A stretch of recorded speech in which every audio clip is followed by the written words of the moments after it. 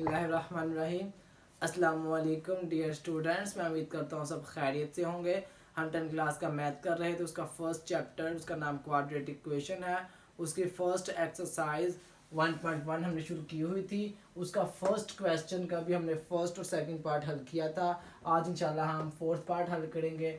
और जो first part है वो सारे पार्ट से मुख्तलिफ है, और जो सेकंड पार्ट है और साथ में जो थर्ड पार्ट है और जो साथ में सिक्स्थ वाला पार्ट है, ये तीनों पार्ट एज ए सेम एक दूसरे से रिलेटेड है। ये एक जैसे हैं, स्टेप बाय स्टेप वही चीज़ है। और जो फोर्थ वाला पार्ट है और फिफ्थ वाला, ये दोनों एक जैसे हैं। लिहाजा आज हम फोर्थ वाला पार्ट हल करेंगे इंशाल्लाह। इसको समझने के बाद आप बच्चे इस काबिल हो जाएंगे कि आप इस सारे पार्ट्स को, इन सारे क्वेश्चंस को हल कर सके। बस लास्ट से क्वेश्चन का लास्ट बस थोड़ा सा अलग होगा, बकाया वही स्टेप है। स्टैंडर्ड फॉर्म में लाना है, एलसीएम लेना है नीचे वाले वेरिएबल्स का, बकाया सारा कुछ वही है। और जो चैनल पर नया है उससे गुजारिश है कि चैनल को सब्सक्राइब और बेल आइकन के बटन को क्लिक कर दे, ताकि मेरे आने वाली हर वीडियो आप तक बआसानी पहुंच सके। मेरे पास एक क्वेश्चन मौजूद है, इसको हल करते हैं। बकाया क्वेश्चन की तरह भी हमने इसका एलसीएम लेना है, यानी लीस्ट कॉमन मल्टीपल। इसका फुल नाम लीस्ट कॉमन मल्टीपल है।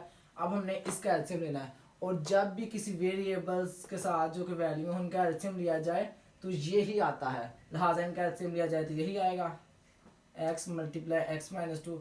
अब ये देखिएगा, इस सारे को इधर लिख देना है, इस सारे को बहुत साइड्स मल्टीप्लाई कर देना है, मल्टीपल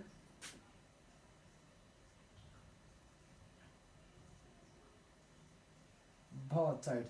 इस सारी वैल्यू को हमने इसके साथ फुल वैल्यू को बहुत साइड्स मल्टीप्लाई कर देना है। अब देखिएगा, इस वैल्यू को रखेंगे x multiply x minus to. अब मल्टीप्लाई इस साइड रकम x माइनस टू और x प्लस फोर। अब ये वैल्यू निकली, लिहाजा अगली value minus x minus to over x multiply x और मल्टीप्लाई एक्स माइनस टू। इसी तरीके से अब आगे प्लस फोर को भी हम सारी वैल्यू, क्योंकि बहुत साइड्स को करना है तो हमने इसको मल्टीप्लाई कर लिया, और is equal to zero. Zero को ये आप भी जानते हैं, अगर नहीं किसी को पता तो बता दूँ, ज़ीरो के साथ किसी भी वैल्यू को मल्टीप्लाई किया जाए उसका आंसर ज़ीरो ही आता है। लिहाजा अब ये देखिएगा, ये जो चीज़ें आपस में कटिंग होती है उनको काट देंगे। उसके बाद ये एक्स से गया और ये एक्स माइनस टू गया। अब ये जो चीज़ें बच गई हैं हमने वो लिखनी है। ये x multiply x plus four बच गया है। उसके बाद यहाँ पर ये तो बचे हैं। अब ये गौर से देखिएगा कि यहाँ पर हमने स्क्वायर ब्रैकेट क्यों लगाई है। स्क्वायर ब्रैकेट इसलिए लगाई है क्योंकि इसके स्टार्ट में माइनस है, और माइनस का किरदार मैं आगे जाकर बताऊंगा। अक्सर बच्चों में यहाँ से मिस्टेक हो जाती है, हर क्वेश्चन सारा गलत हो जाता है। अब इसके अंदर एक और bracket small x minus to का होल स्क्वायर, इसको अलहदा भी लिख सकते हैं, लेकिन हमने इकट्ठा किया ताकि हमें फार्मूला लगाने में आसानी हो। इसी तरीके से अब ये कटिंग नहीं होता, इसको फोर को मल्टीप्लाई एक्स से करते हैं, plus four x multiply side रकम x minus two is equal to zero. अब उसी तरीके से इस x को, इस वेरिएबल x को सारी वैल्यू के साथ मल्टीप्लाई कर लेंगे। x मल्टीप्लाई एक्स आ जाएगा एक्स स्क्वायर प्लस, अभी देखिएगा x मल्टीप्लाई फोर आ जाएगा फोर एक्स।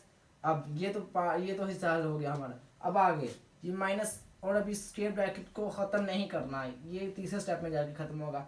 क्यों नहीं करना है? क्योंकि इसने अभी माइनस ने अंदर पूरी वैल्यू के साथ मल्टीप्लाई होना है। अब इसका स्क्वायर खोलेंगे तो स्क्वायर खुलेगा एक्स का स्क्वायर प्लस बी का स्क्वायर माइनस टू एक्स और टू, फिर close bracket.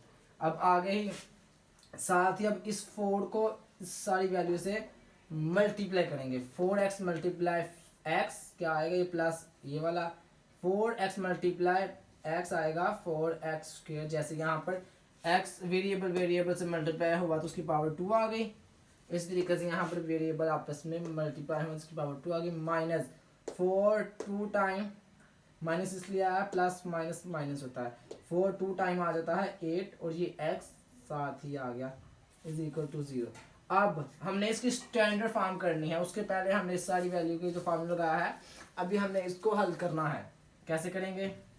X square plus 4x minus अभी भी ख़त्म नहीं करना, अब स्मॉल ब्रैकेट ले आए सारी, एक्स स्क्वायर प्लस इसको 2 टाइम मल्टीप्लाई किया जाता 4 ताकि माइनस 2 2 जार 4x ब्रैकेट, अब प्लस 4 एक्स स्क्वायर और minus 8x is equal to 0। ये वैसे ही लिखा जाएगा। अब ये खत्म होना है, मैंने अब कहा था 30 से जाकर स्टेप में खत्म होगा।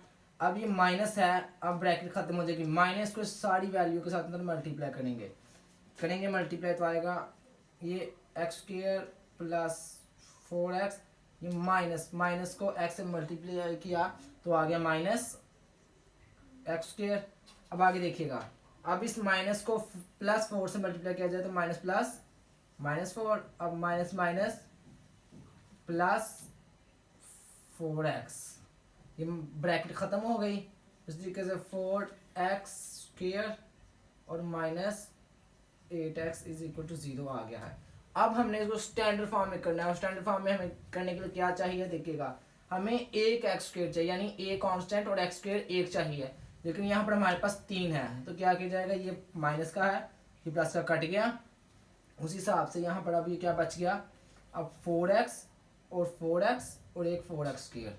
अब हम पहले 4x स्क्वायर साथ ही इसको स्टैंडर्ड फॉर्म में लगा लेते हैं, 4x square plus 4x plus 4x ये वाला हो गया, एक 4x ये हो गया, एक 4x ये हो गया। अब हमारे पास क्या बच गया, एक माइनस 8x बच गया है। स्टैंडर्ड फॉर्म के लगाने के लिए पहले हम b कांस्टेंट x लगाते हैं, इसलिए 8x आ जाएगा। अब जो कांस्टेंट c है वो यहाँ पर है -4 को लिखा तो आ गया यहाँ पर -4 इज इक्वल टू 0।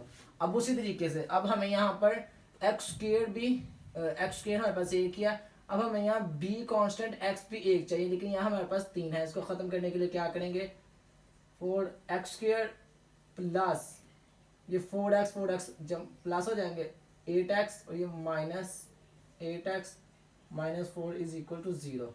अब जैसे यहाँ पर किया था प्लस माइनस आपस में कट हो गए हैं, यहाँ पर भी ये प्लस 8x है और ये माइनस 8x कट हो गया, क्या रह गया है, ये और ये रह गया। अब इनको लिखना है 4x square minus 4 is equal to 0। अब इसको आगे हल करना है क्योंकि हो सकता है ये हल। अब हल कैसे करेंगे आगे, इसमें कुछ चीज़ कॉमन है, वो क्या है, वो 4, ये 4 दोनों वैल्यू में है, इसलिए b a constant x square minus c constant 4 है यहाँ पर, इसलिए यहाँ पर 4 को हम कॉमन ले लेंगे और अंदर लिखेंगे एक्स स्क्वायर और -1 क्यों आया, 4 1 टाइम 4 आ गया और -1 इज इक्वल टू 0। अब उसी तरीके से 4 को इसके इक्वल करते हैं और इसको इसके इक्वल करते हैं। अब 4 को इसके इक्वल किया जाए इज इक्वल टू 0 आ गया। अब जो एक्स स्क्वायर -1 को किया -1 इज इक्वल टू 0, इसको किया क्योंकि अब हमें चाहिए है क्वाड्रेटिक, प्योर क्वाड्रेटिक इक्वेशन चाहिए, ठीक है। तो उसके लिए क्या है, हमें स्क्वायर चाहिए साथ, क्वाड्रेटिक का मतलब ही 2 होता है, इसलिए हमें स्क्वायर चाहिए। X square is equal to 1 क्यों आया, क्योंकि यहाँ पर माइनस के साइड पे जाके प्लस हो गया है, ये हमारे पास इसका आंसर निकल आया है। ये आगे इसकी आगे का हल होता था इसलिए किया, वरना यहाँ तक हमारा क्वेश्चन हो चुका है। और ये कौन सी फॉर्म है, ये प्योर क्वाड्रेटिक है, ये प्योर क्वाड्रेटिक इक्वेशन है, ठीक हो गया। क्योंकि प्योर क्वाड्रेटिक इक्वेशन के लिए उन्होंने क्या कहा हुआ है, उन्होंने कहा हुआ है a कांस्टेंट एक्स स्क्वायर और प्लस c कांस्टेंट, और हमारे पास a ये हो गया, a ये हो गया और c ये एक्स स्क्वायर ये वाला फार्मूले वाला और जो प्लस c कांस्टेंट, और यहाँ पर ये अलामा जो है साइन साइन की खैर है, इनका कोई नहीं मसला होता, बस यहाँ पर हमने देखना होता है कि जो constant x square b constant x और c कांस्टेंट, यहाँ पर क्या होगा, ये हो गया c कांस्टेंट। लिहाजा यहाँ तक हमारा क्वेश्चन कंप्लीट हो चुका है, लेकिन अब आगे हल हो सकता था इसलिए हमने किया। और जो क्वेश्चंस हल नहीं हो सकते उनको हल नहीं किया जाता। मैं उम्मीद करता हूँ आपको समझ आ चुकी होगी। इंशाअल्लाह अज़्ज़ा वजल अब हम नेक्स्ट वीडियो में एक नेक्स्ट क्वेश्चन के साथ मिलेंगे।